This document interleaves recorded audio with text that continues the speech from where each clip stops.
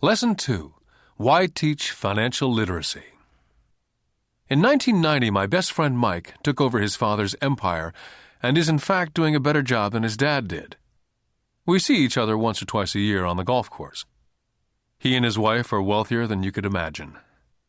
Rich Dad's empire is in great hands, and Mike is now grooming his son to take his place, as his dad groomed us. In 1994, I retired at the age of 47, and my wife Kim was 37. Retirement does not mean not working. To my wife and me, it means that, barring unforeseen cataclysmic changes, we can work or not work, and our wealth grows automatically, staying way ahead of inflation. I guess it means freedom. The assets are large enough to grow by themselves.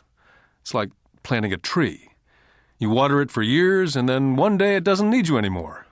Its roots have gone down deep enough. Then the tree provides shade for your enjoyment. Mike chose to run the empire, and I chose to retire. Whenever I speak to groups of people, they often ask what I would recommend, or what could they do? How do they get started? Is there a good book I'd recommend? What is the secret to success? I simply say to them what my rich dad said back to me when I was a little kid. If you want to be rich, you need to be financially literate. That idea was drummed into my head every time we were together. As I said, my educated dad stressed the importance of reading books, while my rich dad stressed the need to master financial literacy. If you're going to build the Empire State Building, the first thing you need to do is dig a deep hole and pour a strong foundation. If you're going to build a home in the suburbs, all you need to do is pour a 6-inch slab of concrete. Most people, in their drive to get rich, are trying to build an Empire State Building on a 6-inch slab. Our school system, having been created in the agrarian age, believes in homes with no foundation dirt floors are still the rage. So kids graduate from school with virtually no financial foundation. One day, sleepless and deep in debt in suburbia, living the American dream, they decide that the answer to their financial problems is to find a way to get rich quick. Construction on the skyscraper begins. It goes up quickly, and soon, instead of the Empire State Building, we have the Leaning Tower of suburbia.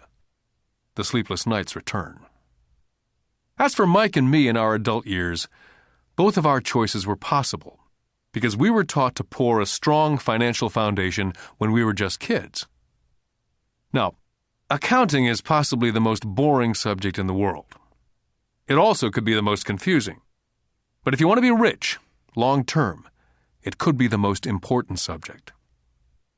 The question is, how do you take a boring and confusing subject and teach it to kids? The answer is, make it simple. My rich dad poured a strong financial foundation for Mike and me. Since we were just kids, he created a simple way to teach us. For years, he only drew pictures and used words. Mike and I understood the simple drawings, the jargon, the movement of money. And then in later years, Rich Dad began adding numbers. Most importantly, you must know the difference between an asset and a liability. And buy assets. If you want to be rich, this is all you need to know. It is rule number 1. It is the only rule. This may sound absurdly simple, but most people have no idea how profound this rule is. Most people struggle financially because they do not know the difference between an asset and a liability. Rich people acquire assets. The poor and middle class acquire liabilities, but they think they are assets.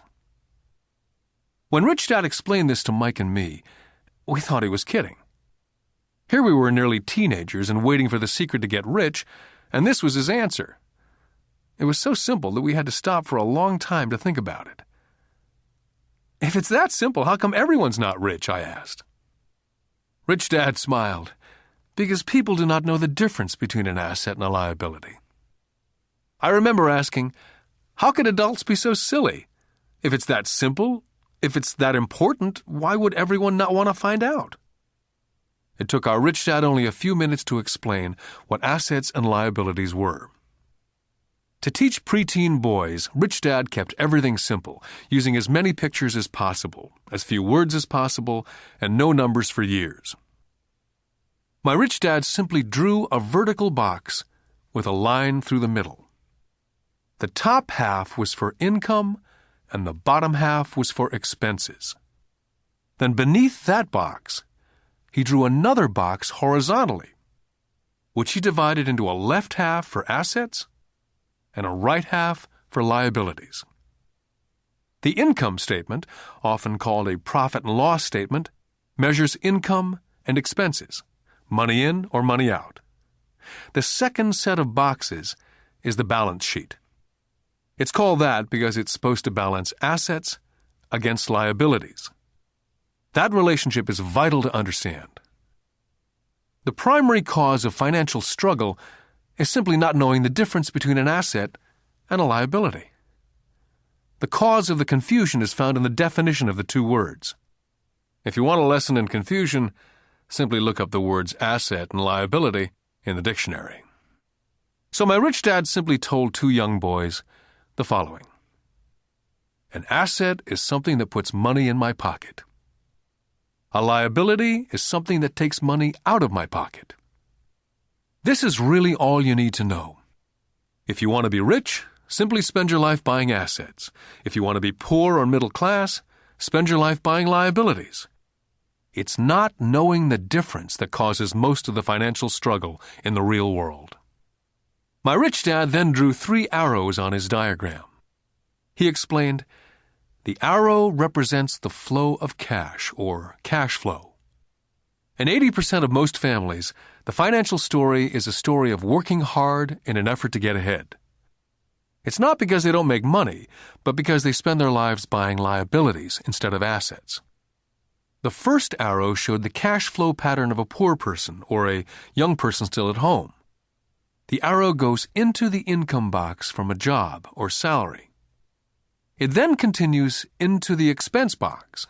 Expenses include taxes, rent, and everyday living expenses. It flows out the expense box and is gone. The second arrow Rich Dad drew represented the cash flow pattern of a middle-class person. The arrow flows from a job into the income box. It then flows into the liabilities box. Most middle-class people acquire many liabilities, such as a mortgage, a car loan, and credit card debt. From the liabilities box, it flows to the expense box, where the monthly payments are made for the liabilities, as well as taxes and living expenses. From there, it flows out the expense box and is gone. The third arrow is the pattern of a wealthy person. This arrow simply flows from the asset box into the income box. The cash flow is not generated by a job or salary, but by assets. Remember, assets are things that put money in your pocket. Additionally, the rich have few expenses and liabilities, or if they do, those liabilities are more than covered by their assets. Examples such as these are oversimplified. Everyone has living expenses, the need for food, shelter, and clothing. The diagrams Rich Dad drew show the flow of cash through a poor, middle class, or wealthy person's life. It's the cash flow that tells the story. It's the story of how a person handles their money, what they do after they get the money in their hand. I cringe whenever I hear people ask me how to get rich quicker. Or how do they start? I often hear, I'm in debt, so I need to make more money. But more money will often not solve the problem. In fact, it may actually accelerate the problem. Money often makes obvious our tragic human flaws. Money often puts a spotlight on what we do not know. That's why, all too often, a person who comes into a sudden windfall of cash, let's say an inheritance, a pay raise, or lottery winnings, soon returns to the same financial mess, if not worse than the mess they were in before they received the money. Money only accentuates the cash flow pattern running in your head. If your pattern is to spend everything you get, most likely an increase in cash will just result in an increase in spending. Thus the saying, a fool and his money is one big party.